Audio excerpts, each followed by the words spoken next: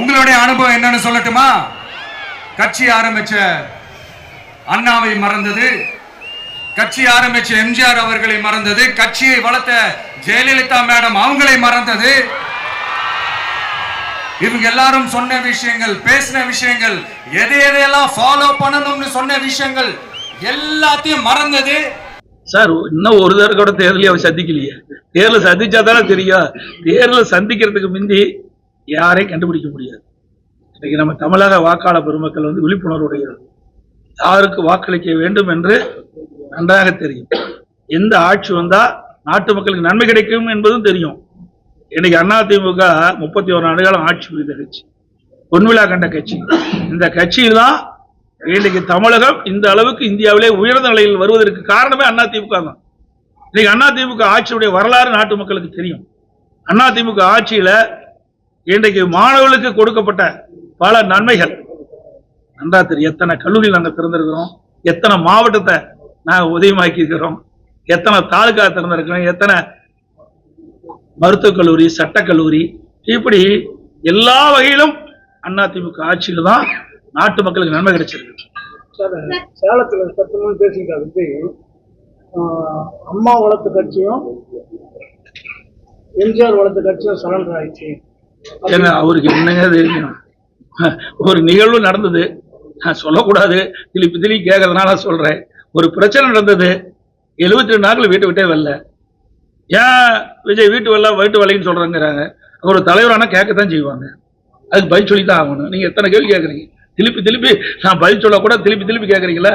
ஒரு கட்சி துவங்கி விட்டா அந்த கட்சியில நிருபர்கள் கேட்கின்ற கேள்விக்கும் மக்கள் கேட்கின்ற கேள்விக்கும் பதில் சொல்வது அந்த கட்சியுடைய தலைவருடைய கடமை. ஆனா அந்த கடமை செஞ்சிருக்காரா? 15 நாள் அலுவலகத்தை மூடிட்டு போயிட்டாங்கல்ல. அப்புறம் எங்க போய் கட்சி நடத்தி மக்களுக்கு நன்மை செய்ய போறாங்க? ஒரு பிரச்சனையை சந்திக்கக்கூடிய திறன் கூட அவருக்கு இல்லையே. ஆனா நாங்க யாரையும் குறை சொல்லல. எல்லா மிகப்பெரிய ஜனநாயக நாடு இந்தியாவில். யார் வேணாலும் கட்சி துவங்கலாம், அந்த கட்சிக்கு தலைவராகலாம், மக்களை சந்திக்கலாம். மக்கள் தான் எஜமானர்கள். மக்களுக்கு கொடுக்கிற தீர்ப்பு தான் இறுதியான தீர்ப்பு. எங்களை பொறுத்த வரைக்கும் நிறைய செஞ்சிருக்கிறோம். நெஞ்ச நிமித்தி மக்கள்கிட்ட போய் சொல்றோம். ஏன் உங்க மாவட்டத்திலேயே இந்த இடத்துல வந்துட்டு இருக்கும்ல, இது புதிதாக தொடங்கப்பட்ட மாவட்டம் தானே. அடித்தட்டு மக்கள் அதிகமான வாக்கு அதிமுக. எப்பவுமே அதிமுக வாக்குகள், அந்த அடித்தட்டு மக்கள், தலித் மக்கள், இஸ்லாமியர் வாக்குகள் பிஜேபி இது வருமா உங்களுக்கு? எங்களை பொறுத்த வரைக்கும் அதிமுகவை பொறுத்த வரைக்கும் ஜாதிக்கும் மதத்துக்கும் அப்பாற்பட்ட கட்சி.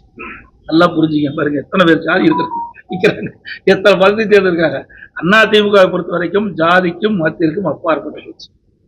எங்களுக்கு 2 ஜாதி, ஆண் ஜாதி, பெண் ஜாதி, 2 ஜாதி தான் எங்க கட்சிக்கு இருக்குது. அதனால இந்த ஜாதி பத்தியோ மதத்தை பத்தியோ நாங்கள் எப்பொழுதும் முன்னிலைப்படுத்துவதே கிடையாது. மக்களுக்கு என்ன தேவை, அதை எப்படி செய்யணும், அதுதான் எங்களுடைய தலையாய்க்கணுமோ, அதுதான் எங்களுடைய தலைவர்கள் எங்களுக்கு பயிற்சி கொடுத்த வழி. இன்னைக்கு என்ன தேர்தல் அறிவிப்பு? ஏற்கனவே 10 அறிவிப்பு கொடுத்துட்டுங்க. ஏற்கனவே பல அறிவிப்புகள் கொடுக்கப்பட்டு விட்டது. புரியுதுங்களா? அப்போ வரும் அறிவிப்பு. ஆனா இப்பதான் ரெண்டு கட்டமா அறிவிப்பு கொடுத்துருக்கோம். இந்த அறிவிப்பை பார்த்து பயந்துதான் ஸ்டாலின் இப்போ ஒரு விசித்திரமான அறிவிப்பை வெளியிட்டிருக்காரு.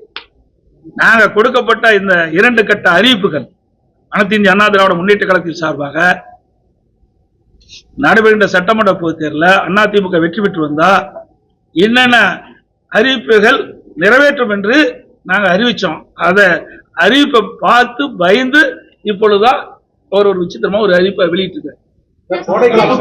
அனைத்துக்கும் பொதுவான கோடைக்காலம் அவர் குறிப்பிட்டவங்களுக்கு தான் கொடுத்தாரு. கோடைக்கால சிறப்பு அனைவருக்கும் வழக்கத்தை வலியுறுத்தீங்களா சார்? அவருக்கு ஏதோ ஒரு காரணத்தை சொல்லி சொல்றாரு. நீங்க அதுல போய் உள்ள பூந்து கேட்கறீங்களா? எனக்கு அதெல்லாம் சொல்லிட்டேன். கோடைக்காலம் இப்பதான் வந்ததா? 22ஆம் ஆண்டு வந்தது, 23ஆம் ஆண்டு வந்தது, 24ஆம் ஆண்டு வந்தது, 25ஆம் ஆண்டு வந்தது. இந்த ஆட்சி வந்த பிறகு 4 கோடைக்காலம் வந்துடுது. இப்ப 5வது கோடைக்காலம். இந்த கோடைக்காலம் தேர்தலை நோக்கி இருக்கின்ற கோடைக்காலம். அதனாலதான் இந்த காரணத்தை சொல்லி அவளது அறிவிப்பு கொடுத்துருக்காரு. பாராளுமன்றத்தில் பெண் காங்கிரஸ் எம்பிகள் நடந்து கொண்ட விதத்தை பற்றி சார் அது முழுமையா எனக்கு தெரியாது. படத்தை பார்த்து தானே பார்க்க, அங்க நடந்த நிகழ்வுகள் இன்னும் தெரியாது. ஆனா அப்படிப்பட்ட ஒரு சம்பவம் நடந்து வந்தா அது தவறு. ஒரு நாட்டினுடைய பிரைம் மினிஸ்டர், இந்த நாட்டை காக்கக்கூடியவர், அவர் சொல்லுகின்ற பதில் அனைத்து கிட்டத்தட்ட 140 கோடி மக்கள் எதிர்பார்த்துட்டு இருக்கிறாங்க. அதை போய் முடக்குவது எந்த விதத்துல சரியா இருக்கு? அவருடைய சுயநலத்திற்காக அவர் சொல்லுகின்ற கருத்து இன்றைக்கு அவையிலே பதிவு செய்யாத காரணத்தினால ஊடகத்திலையும் பத்திரிகையிலும் வெளியில் வரல. நாட்டு மக்களுக்கு என்ன அவர் பதில் சொல்வார் என்று எதிர்பார்த்துட்டு இருந்தாங்க. அதை இவர்களால் கெடுக்கப்பட்டு விட்டது. பத்திரிகையாளர்களுக்கு இந்த ஆட்சியில வந்து எந்த ஒரு செய்தியை சேகரிக்க போனாலும் அதனால நிறைய த்ரெட்டிங் வருது. அதை நீங்க எப்படி பாக்குறீங்க? இதுக்கு என்ன காரணம்னா மூல காரணமே நீங்க தான். நீங்க வந்து சரியான முறையில ஒளிபரப்பு செஞ்சு சரியான முறையில செய்தி வெளியிட்டீங்களா? இப்படிப்பட்டவர்கள்லாம் அடங்கி இருப்பாங்க. இவர்கள் வந்து ஊடகம் பத்திரிகையும் இவர்களை ரிஜெக்ட் பண்றாங்க. இவர்கள் ஏதோ ஒரு சர்வாதிகாரி ஆட்சி நடத்துற மாதிரி நினைச்சிட்டு இருக்காங்க. அதனாலதான் இப்படிப்பட்ட நிகழ்வு நடக்குது. உண்மை செய்தி வெளியிடுங்க. நாங்க ஆளுங்கட்சியா இருக்கும்போது எங்களை பத்தி தான் விமர்சனம் பண்ணீங்க. எதிர்கட்சியா இருக்கும் போதும் ஊடகங்களும் பத்திரிகைகளும் எங்களை பற்றி தான் விமர்சனம் செய்யறீங்க. விமர்சனம் செய்யுங்க. நாங்க அதெல்லாம் கவலைப்படுறதே கிடையாது. எங்களை பொறுத்த வரைக்கும் எங்களுடைய தலைவர்கள் காட்டிய வழியில் நாங்க சென்றுட்டு இருக்கிறோம். ஆனா திமுக அப்படிப்பட்ட கட்சி அல்ல. முதல் ஊடகங்களும் பத்திரிகைகளும் புரிஞ்சுக்குங்க. தவறு இருந்தா தவற உடனே சுட்டி காட்ட வேணும். நேற்றைய தினம்